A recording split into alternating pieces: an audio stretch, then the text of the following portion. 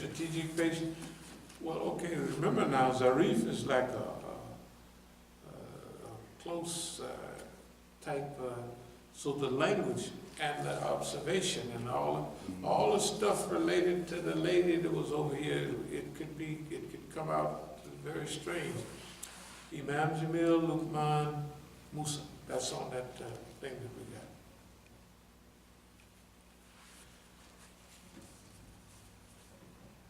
We have to show everybody how this thing is working. The people don't know why they don't have a Black Lives Matter. They don't know how. When we was at the Black Lives Matter, the first one at Malcolm X Park, Ali and them was down there. These were amateur kids just having a program to show their solidarity. It was about 50-50, half white, half black. All young people, high school age and a little higher. And here come these Negroes from New York. Yeah, we go boy, we go do that. And I asked Ali, I said, can I get this microphone for a minute? And I told the crowd, I said, during the revolutionary days, people like that came through and got brothers killed. I said, all of you are here because you feel that Black Lives Matter and something should be done. Your demonstration is a peaceful, non-violent demonstration. Say, if those people want to do something, talking about them Negroes, want to do something, I said, you can't say, there's the police, go get them. But I said something like, if you so mad, yeah, just in Ferguson, I went to California in Ferguson, I was watching the news, and there them niggas was.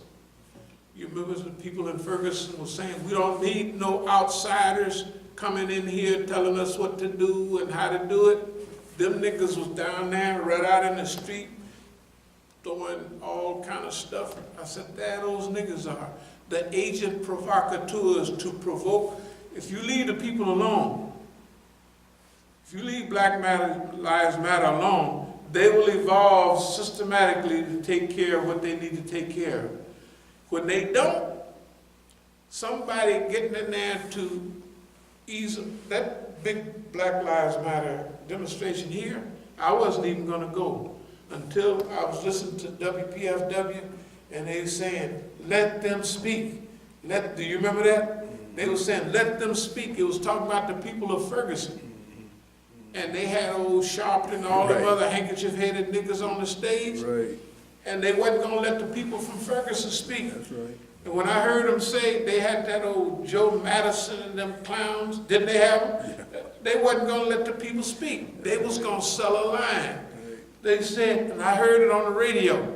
I grabbed my family, I said, let's go. It's going to be all right down there. Let them speak. Let them speak. Let them speak. And they did.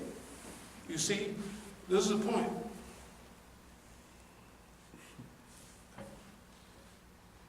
Well, we can't go to the Black Lives Matter people and tell them this is why you have a problem. To everybody, once you let yourself known, I said everybody that join you is the police. They're gonna, because it sounds way out there. So we have to popularize what we're doing so they'll know we know what we're talking about. Not just Black Lives Matter, but anybody that develop. You want to survive, you have to keep to certain guidelines. The number one, the guidelines that they don't have. Those are kids, or they're Negroes, or they're crackers. They don't have any idea about, oh, well, hey, I'll join this group because there's a lot of sex here. They do that, that's why they join them, right? They don't join them and say, I ain't gonna mess around. Like Tazkiyah bil-Nafs. Can you imagine loading the people up with Tazkiyah bil-Nafs? They did, what? Abstain from what? Girls? Abstain from getting high? What does that have to do with rebellion? That's what they're thinking, right? They don't know it. Before they know it, they knocked over, they trapped. It's not just black people. They knocked over black people with heroin and other things. They knocked over white folks with LSD and crystal meth. Sure did. You remember that nigga, what's his name, Timothy Leary? Timothy Leary. Right. Turn on and tune out. He ain't nothing happened to him. He might still be alive. But all the kids, he told them, get full of that LSD. They studied that LSD back in the late 50s and early 60s. They knew what it did to you. And J. Edgar Hoover filled them up. Ollie Stanley, I was right there in Berkeley. They was cooking that LSD. It didn't become illegal till 66. By that time, everybody is tripping. The white man is mean. That boy is mean. He is really, hey, when he wants to keep his stuff, you could be his kid or something, but he ain't gonna hold up for nothing. You are not, this is mine, dear child. Right. We have a system here that works. Now, we hoping for the best for you. But if you start running around like a fool, they kill their own kids. That's what they did to all the hippies and all, I got pictures of all this stuff I talk about, or we talk about. We have pictures of all that. Hippies all out in the woods. We got tons of those pictures, from those days. Because we wasn't just a Negro in the Negro neighborhood. We had enough sense to know that we are in a global environment, even at that time. So anyway, right now, just look at some of the Black Lives Matter.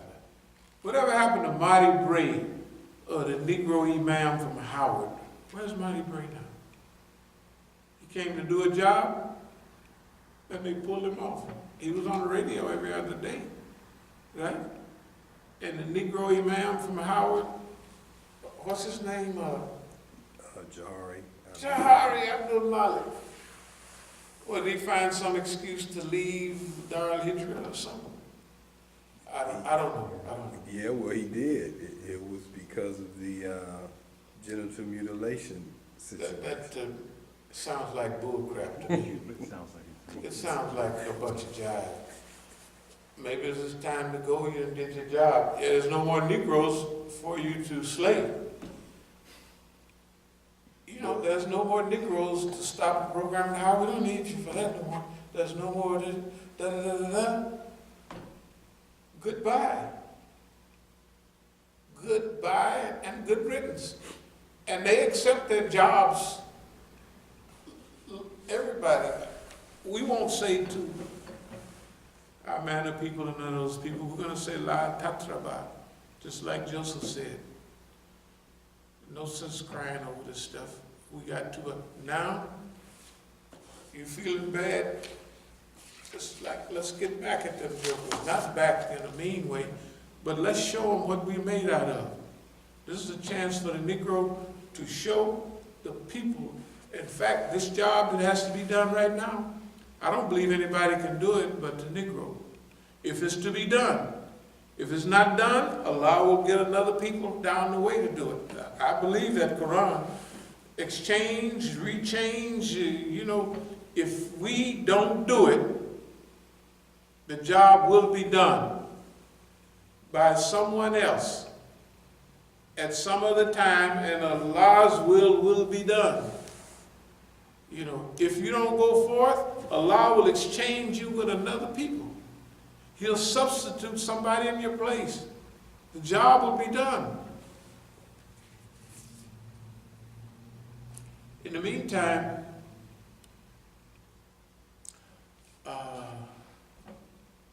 like remember the Women's March? You can tell that was a setup. The first one. How many people do you think was down there? 1 million or 2 million? 2 million. Can 3 or 4 women put that something together like that? Absolutely not. Remember all the people that was pretending to just love what we're saying? What? They were just loving everything we, and then here comes one guy, remember the guy with the communist hat with the red star? Yeah. I said, damn, brother. I mean, who wears a communist cap with a red star on it in 2000, whatever that was? Good God Almighty. It's better to be red than dead, or dead than red, one of those stuff. This is insanity. So he's a pretended communist. And I asked him, well, what about so-and-so and them? My partners, we was in the penitentiary together at Leavenworth and all that other places, McNeil Island. The communists and us used to dialogue all the time. We dialogued about a better world. So I said, what about so-and-so? What you, who?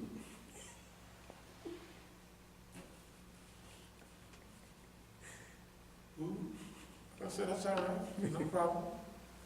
But one thing about it, what's her name, Salsar, somebody like that? Mm-hmm.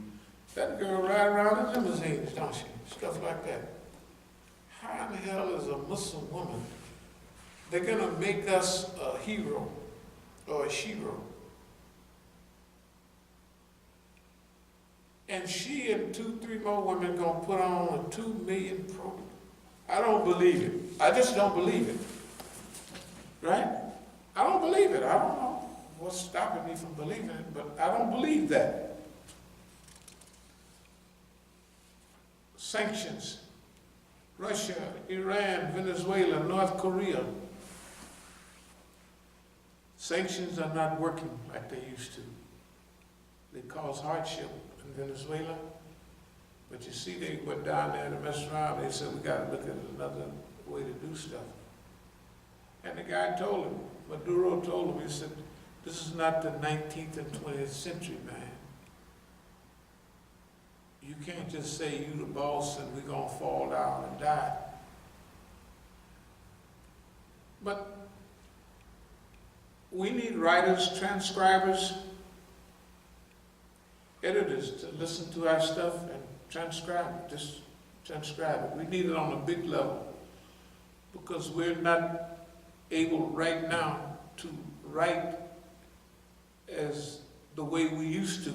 Like we could get one As-Sabiqun out per month or something, but we can't be prolific as we were. No, we don't say we can't. We got a multitask situation to do. So we're reaching out to the people like this watching now.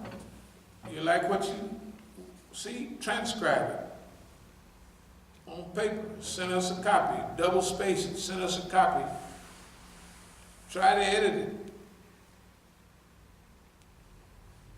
Then we'll do the final editing. It may not even make sense when you read it. I mean, you know, when you transcribe it, but generally you will. We'll put that stuff in order. We need transcribers right now.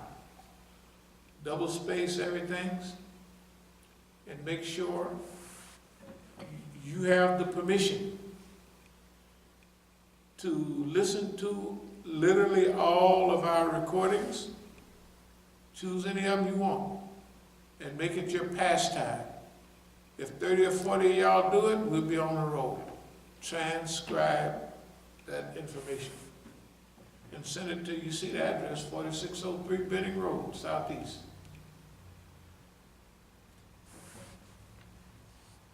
What we have done is that we're participating in a heroic struggle. We have endured. I'll tell you what it's like. You know, like in World War I, they had the 369th, the black troops that went over. They wouldn't let the brothers fight under the American uniform, so they gave them to the French. Remember, the French had lost a whole generation almost. It was 40 miles from Paris. The Negroes did more time in the trenches and got more croix de guerre, that's that high French award, than the whole army, all the other armies. When they come back here and got lynched. 1919 Mooresville, right there where you from. Everybody grinning.